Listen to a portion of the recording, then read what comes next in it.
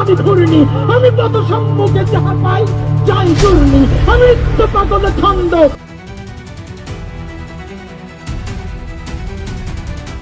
একটি দেওয়াল কখনো শুধু দেওয়াল নয়, কখনো সেটি হয়ে ওঠে মানুষের কণ্ঠ, কখনো প্রতিবাদের মঞ্চ, কখনো রক্তাক্ত সময়ের দলিল।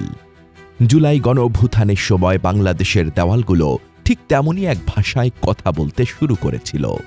শহর থেকে বিশ্ববিদ্যালয়, সড়ক থেকে সেতু, দেওয়াল জুড়ে লেখা হচ্ছিল ভয়কে অস্বীকার করার কথা, বিচার চাওয়ার কথা, বৈষম্যের বিরুদ্ধে দাঁড়ানোর কথা, গণতন্ত্রের কথা এবং একটি নতুন বাংলাদেশের স্বপ্ন।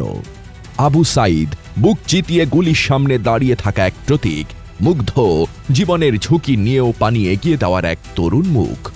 কোথাও রক্তের ছাপ, কোথাও ভাঙা শেকল, কোথাও মুষ্টিবদ্ধ হাত, আর কোথাও লেখা বিচার চাই, ক্ষমতা জনগণের, বৈষম্যের ঠাঁই নাই।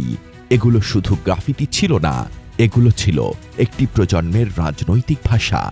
জুলাইয়ের সবচেয়ে বড় শক্তি ছিল তার বহুত্ব।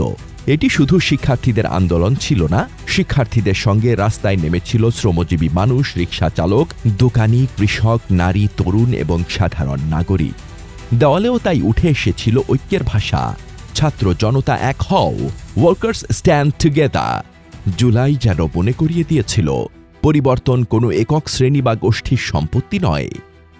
আমি আপনার তলে নিতে যাই, আমি মুক্ত জীবনানন্দ, আমি হাম্বি, আমি ছায়ানট, আমি হিন্দল, আমি চলচঞ্চল চমকি চমকি, পথ যেতে যেতে চকিতে চমকি, ভিত্তি আদি তেন্দল।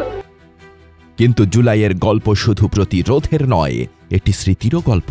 প্রতিটি গণ অভ্যুত্থানের পর একটি প্রশ্ন সামনে আসে, ইতিহাস লিখবে কে?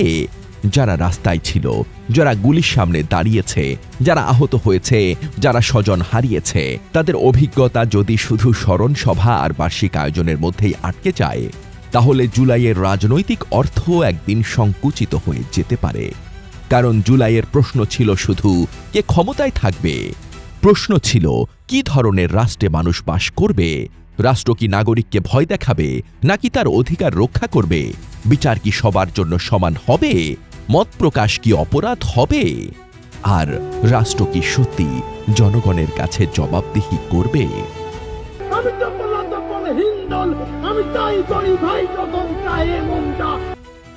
জুলাইয়ের দেওয়াল আরও কিছু গভীর ক্ষত ও দীর্ঘদিনের নীরবতার কথা সামনে এনেছিল। আহমদ বিন আরমান এমপি আয়নাঘরের অন্ধকারে প্রায় ৮ বছর বন্দী থাকা এক রাজনৈতিক ব্যক্তিত্বের গল্প জুলাইয়ের সেই বৃহত্তর প্রশ্নের সঙ্গে যুক্ত হয়ে যায়।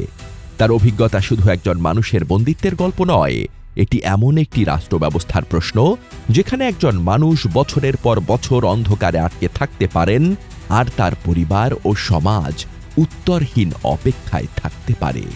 তাই জুলাইয়ের দেওয়ালে যখন লেখা হয় বিচার চাই, গুমের বিচার চাই, রাষ্ট্র জনগণের, সেগুলো শুধু স্লোগান থাকে না, সেগুলো হয়ে ওঠে হারিয়ে যাওয়া মানুষ, তাদের পরিবার এবং জবাবদিহির দাবির প্রতীক।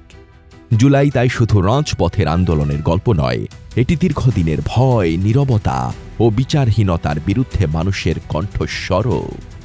জুলাইয়ের আকাঙ্ক্ষা তাই শুধু একটি সরকার পরিবর্তনের মধ্যে সীমাবদ্ধ ছিল না। মানুষ চেয়েছিল এমন একটি বাংলাদেশ যেখানে ক্ষমতা নাগরিককে ভয় দেখাবে না, যেখানে বিচার পরিচয় দেখে বদলাবে না, যেখানে মত প্রকাশ অপরাধ হবে না, যেখানে রাষ্ট্র কোনো ব্যক্তি, দল বা গোষ্ঠীর সম্পত্তি হয়ে উঠবে না। শুধু পুরনো শাসকের পতন কি যথেষ্ট? না, কারণ একটি ব্যবস্থার পতনের চেয়েও কঠিন কাজ হল সেই কাঠামো বদলানো যা বারবার অন্যায় ও কর্তৃত্ববাদকে জন্ম দেয়। আজ অনেক জুলাইয়ের গ্রাফিতি মুছে যাচ্ছে, দেওয়ালের ওপর উঠেছে নতুন পোস্টার, নতুন বিজ্ঞাপন, নতুন রং। কিন্তু প্রশ্ন হলো, গ্রাফিতি মুছে ফেললেই কি জুলাইয়ের প্রশ্নগুলো মুছে যায়? না, দেওয়ালের রং মুছে যেতে পারে, গ্রাফিতি হারিয়ে যেতে পারে, কিন্তু মানুষের স্মৃতি, মানুষের আকাঙ্ক্ষা, সেটি মুছে ফেলা যায় না। কারণ জুলাইয়ের প্রকৃত পরীক্ষা রাজপথে শেষ হয়নি, পরীক্ষা শুরু হয়েছে তারপরেই। শহীদের রক্তের সবচেয়ে বড় স্মারক কোনো স্মৃতিস্তম্ভ নয়, সবচেয়ে বড় স্মারক হবে এমন একটি বাংলাদেশ যেখানে মানুষকে আর নিজের অধিকার, মর্যাদা ও স্বাধীনতার জন্য রক্ত দিতে হবে না। গ্রাফিতিতে লেখা বিচার চাই তখনই অর্থপূর্ণ হবে যখন বিচার হবে ক্ষমতা জনগণের তখনই সত্য হবে যখন রাষ্ট্রীয় প্রতিষ্ঠানগুলো জনগণের কাছে জবাবদিহি করবে। আর নতুন বাংলাদেশ তখনই বাস্তব হবে যখন পুরনো অন্যায় নতুন নামে ফিরে আসবে না। জুলাই কোনো সমাপ্ত অধ্যায় নয়, এটি জনগণ ও রাষ্ট্রের মধ্যে একটি অসমাপ্ত চুক্তি। এই চুক্তির সাক্ষী রক্তাক্ত রাজপথ, শহীদের পরিবার, আহত শরীর, নিখোঁজদের স্মৃতি এবং দেশের দেওয়ালে ছড়িয়ে থাকা সেই অমসৃণ অক্ষরগুলো। আজ প্রশ্ন একটাই, আমরা কি জুলাইকে শুধু স্মরণ করছি নাকি জুলাইয়ের দাবি পূরণ করছি? কারণ ইতিহাসে জুলাইয়ের সবচেয়ে বড় স্মারক কোনো গ্রাফিতি, কোনো স্মৃতিস্তম্ভ কিংবা কোনো সরকারি ঘোষণা হবে না। জুলাইয়ের সবচেয়ে বড় স্মারক হবে এমন একটি বাংলাদেশ যেখানে আর কোনো মানুষকে নিজের স্বাধীনতা, মর্যাদা ও অধিকার ফিরে পেতে রক্ত দিতে হবে না। আর যদি সেই বাংলাদেশ এখনো তৈরি হয়ে না থাকে, তাহলে দেওয়ালের সেই লেখা এখনো মুছে ফেলার সময় আসেনি, কারণ জুলাইয়ের শেষ শব্দ এখনো লেখা হয়নি। ওই শত্রুর সাথে গলাগলি, তার মৃত্যুর সাথে পাঞ্জা। আমি উন্মাদ, আমি ঝঞ্ঝা, আমি ভিতিয়ে ধরেছি বলবীর চির উন্নত মানুষের।